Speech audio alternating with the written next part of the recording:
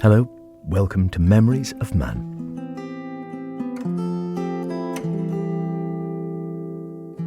Simple conversations with some of our senior residents about the lives they have led and some of their memories from long ago and far away.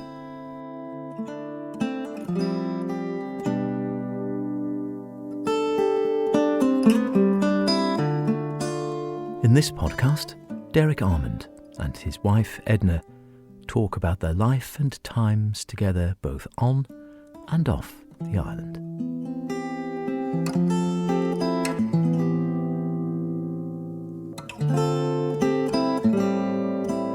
Yeah, my name is Derek Almond. I was born in 1933, March the 12th, 33, and lived in Hillside Avenue.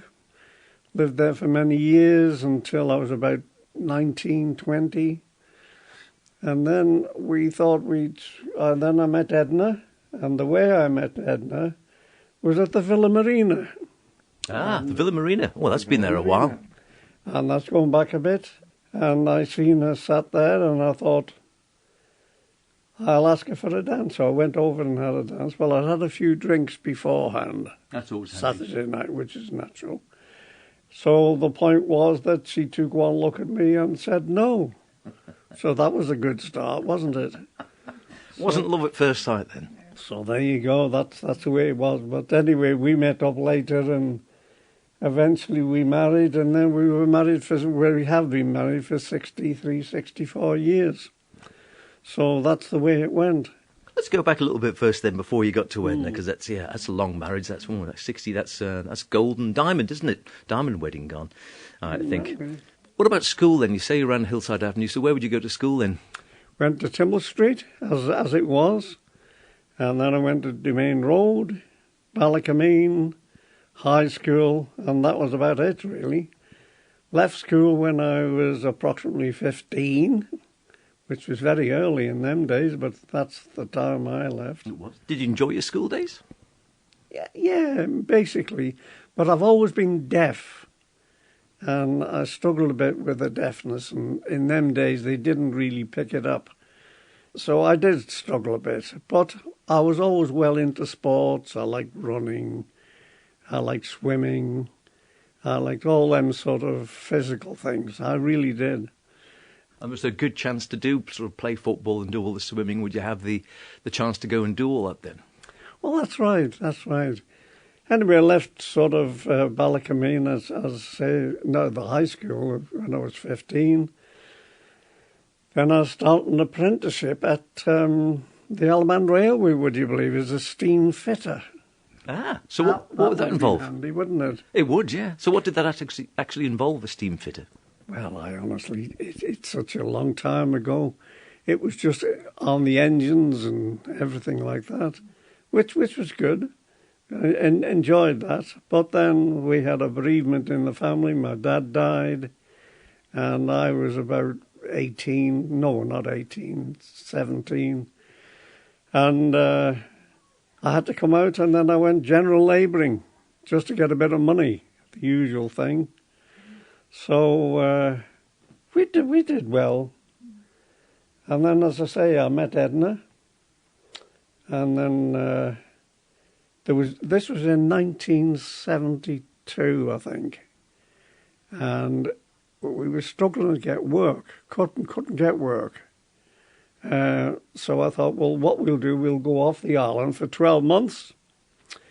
So we tried to do that, and we went across. I went to Blackpool first. Went to Blackpool with a chap called Victor Beeden. Did you ever hear Victor? He was a footballer for Braddon. And then eventually, I thought, well, are we going to go back to the Isle of Man after 12 months? And then you came across, didn't you? And what were you doing over in Blackpool? What we were doing, I was working general building. With Victor. But eventually we decided that we would like to stay over there. And as I say, we stayed over there for I stayed there for 35 years. So I missed a lot of the Isle of Man. You did, yes, you did. And then she came over Then we settled in Southport. I don't know if you know Southport. It's Yes. a nice place. We enjoyed it.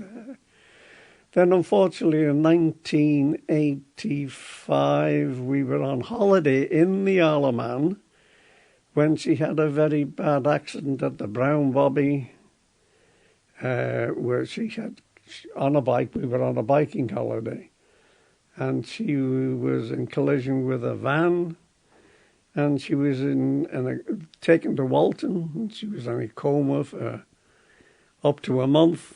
So that we had a bit of a rough time on that one. Then eventually I got jobs with the Pearl Assurance.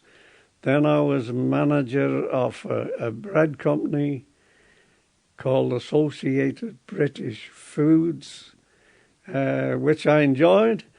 But then Edna wasn't so good, so we decided to come home. So we did, didn't we? We did. And when was that? That was in, when was that? 2002, I think. I think it was. I'm not sure, to be honest. And then I carried on working for the Pearl Assurance and then retired. So that was basically it, you know. That's life in a nutshell. So let's go back a bit again. You were saying on the steam railways. I assume the railways then would be going all over the island still. Surely, yeah. They used to go south and north and Peel, of course. They were. It's a shame, really, that they ever got rid of them. Because they were good. But time after time, and then my dad died. He used to be a chief steward on the Old Lady of Mann in the 30s. Very different on the boats then, of course, as well. Yeah, but there was about five or six boats, wasn't there? There was. But, generally it's... and then we arrived here because of our age, because Edna wasn't so good, and she wouldn't come by herself. So Father had to go with her. But anyway, the thing is, my health wasn't so good either, so we found it very comfortable here. And did you enjoy living when you were saying you were born in Hillside Avenue there? Was it very different then to the way it is now? Because obviously all the houses around there, was it much the same? I'm sure, but there was a lot of children around Hillside Avenue in them days.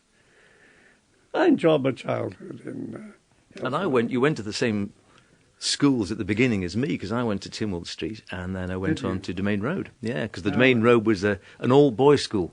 It was, wasn't it? Yeah. It was. Do you enjoy your years there? Because I actually look back now and I think I actually really enjoyed my years at Domain Road. Oh, I did, really. As you say, it was a boys' school. And certainly enjoyed that side of it. I don't know why, but I did. And then the trains again coming on. I suppose they'd be really busy in those days compared to now. We just have the tourists. I suppose lots of local people would use the trains when you're working on them. Yes, true enough. But it was a lot busier, and holidaymakers were coming over in thousands, weren't they? Yeah, they were. And they came on the various different times from Scotland, from Lancashire, from anywhere. But it's a shame it isn't a bit better now, isn't it? Not as busy as it used to be, it has to be said. No, that's for sure. And what did you mention you liked doing the outdoor things? What did you like to do in your spare time then when you were a younger chap and sort of in around school time years? Well, sports-wise, I used to like football. Nothing professional or really team-wise, but... Did they have all the leagues and things they have now? I'm sure. But I used to do a lot of biking, and I belonged to the Manx Viking Wheelers. I cycled with them for many, many years in my younger time. And then I played a lot of golf at Pulrose, which I thoroughly enjoyed. I really did. I'd had some good pals there. Still have, I suppose. Yeah. And were you good as a golfer? Did you get a good handicap? I think my best handicap was 11. And that was it. I'm not exaggerating. That was the bit. And I used to play to that. But then as you get older, are you a golfer? I used to be. Yeah, I was rubbish. Oh.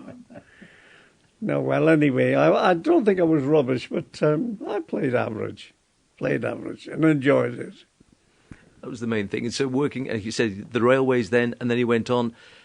And it was difficult to find work then, was it, when you were young, to actually find work on the island? Well, in the early 70s, it was, it was, you couldn't get any sort of, it was, and the pay was rubbish, so we thought, well, the only place is to get off the island. And it was a good choice, but I never ever thought that we would stay that long on the UK, But there you go. And did you miss the island when you were Very staying? much. Yeah. I'm sure people do say this to you. I missed the sea and I missed the hills. I really did. It was just a thing it's inside you, you do get it. When you're born and bred here, you miss that sort of thing, you really do.